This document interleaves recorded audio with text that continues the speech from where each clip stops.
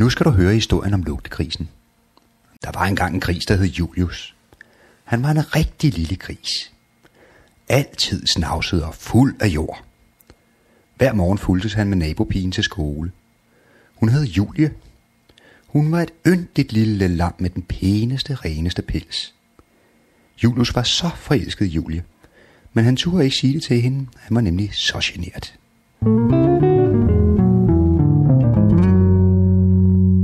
Men en morgen, da himlen var ekstra blå, så tænkte han, i dag skal det være. I dag spørger jeg, om vi skal være kærester. Og med en blomst i hånden stod han og ventede på hende. Og der kom hun, lige så sød som altid. Men lige da Julius skulle til at åbne munden, så sagde hun, jeg flytter altså i morgen.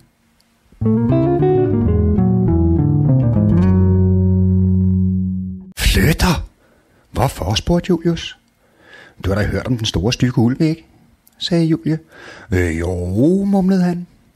Ja, han bor et sted her i nærheden, fortsatte hun. Og ved du hvad? Han fanger små børn og æder dem.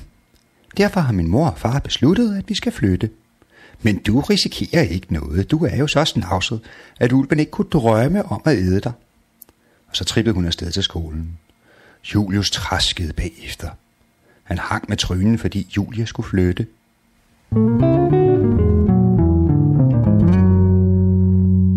Midt ude i skoven kom ulven pludselig springende frem.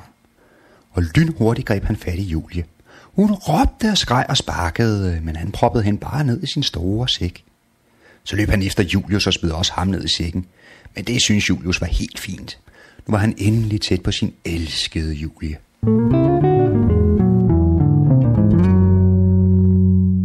Da ulven kom hjem til sit hus, hældte han dem bare ud på kældergulvet i en stor bunke. Og så gik han og låste døren efter sig med 7 store hængelåse. Hvordan skal vi slippe ud, spurgte Julie. Ud, tænkte Julius drømmende. Han smilede over hele hovedet, fordi han var alene sammen med Julie.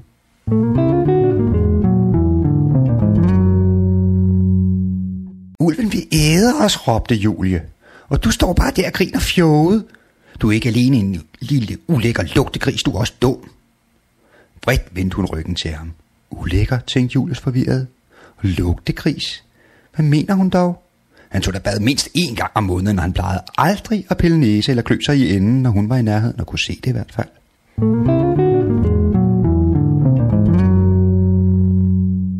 I det samme gik døren op. Så er det spisetid, sagde ulven. Og jeg tror, jeg starter med en lækker lammesteg. Man plejer at sige damerne først. Undskyld, herre stykke ulv, sagde Julius. Men man siger altså også, at man skal gemme det bedste til sidst. Og min veninde smager meget bedre end en ulækker lugtegris som mig. Du har ret, knægt, sagde ulven. Bare følg med, så finder vi 2 ud af noget.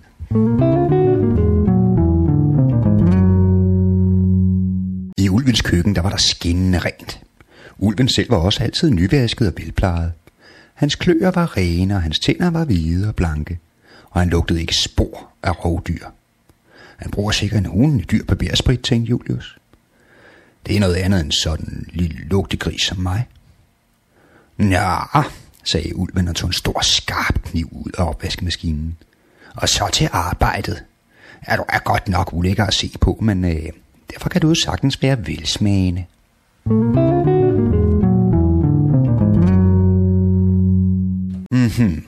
Nå, så du synes jeg er ulækker, tænkte Julius. Så skal jeg sørge for, at du får noget rigtigt ulækkert at se på. Han kiggede ulven lige ind i øjnene, og så stak han en finger op i det ene næsebor.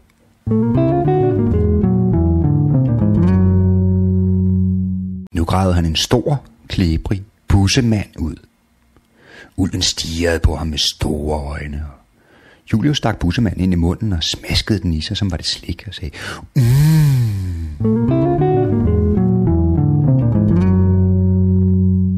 Det var nok noget af det klammeste ulven længe havde oplevet, og den blev helt grøn i ansigtet og tabte kniven.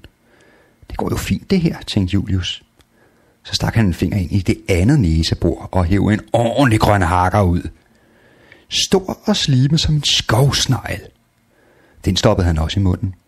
Ulven udstødte små jamrende lyde.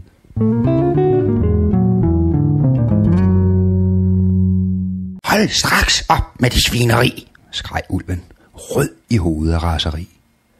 Så tog Julius sit hemmelige våben i brug. Han slog en rigtig dræberskid, så hørmen fyldte hele køkkenet, og ulven snappede efter vejret.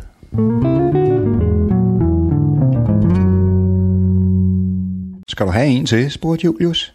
Blæh, stønnede ulven og sprang ud af vinduet, og så løb han. Han flygtede faktisk så langt bort, at han aldrig mere kom tilbage. Det var det, sagde Julius. Han lukkede vinduet og gik ud for at finde badeværelset.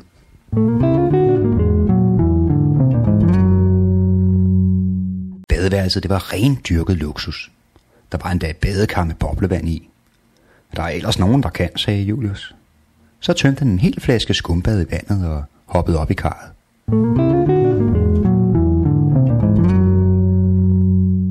Da han forlod badeværelset igen, var han verdens reneste gris. Han lukkede Julie ud af kælderrummet og sagde, jeg har jaget ulven væk. Så nu behøver du altså ikke at flytte. Min egen modige Julius, sukkede Julie og gav ham et kæmpe stort smækkys. Og renvasket er du også. Herligt, tænkte Julius, det må jeg prøve en anden gang.